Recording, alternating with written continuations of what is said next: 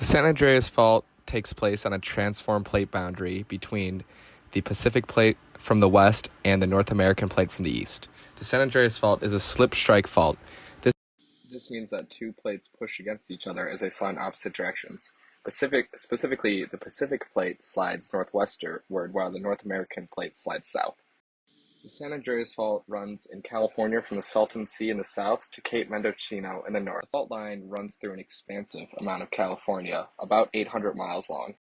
Whereas the San Andreas Fault is now formed from the Pacific Plate and the North American Plate, it was formed about 30 million years ago, and at that time, the Pacific Plate was not pushing against the North American Plate. It was actually the Farallon Plate, until this underwent subduction and disappeared.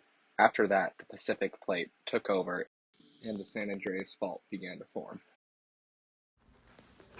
Because the San Andreas Fault is a strike-slip fault, it is found on the boundary of two plates that are sliding past one another.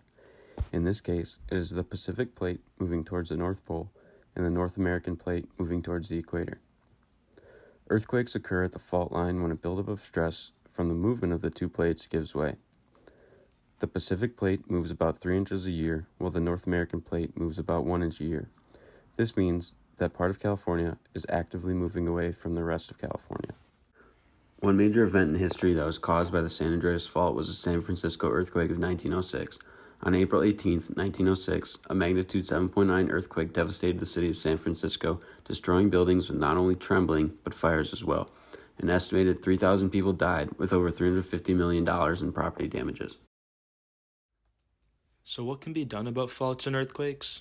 Well, cities put in seismic building codes to make buildings in earthquake-prone areas more resistant through a process called seismic retrofitting.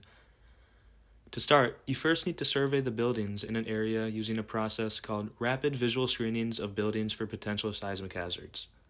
This process uses data from various aspects of a building, including size, photographs, sketches, and seismic performance data. We would then use this data to calculate a score that gives you an indicator of the performance of the structure and whether a rehabilitation needs to take place. This might lead you to ask, how important is seismic retrofitting for a place that needs it? Seismic retrofitting is an extremely important process that can save the lives of residents around the fault lines. It prevents the risks of injuries, prevents the risk of buildings collapsing. Along with that, buildings that have been retrofitted sustain shorter business interruptions and fewer damage to property overall throughout an earthquake. Now, you can see how important seismic retrofitting is to a place like the San Andreas Fault Line.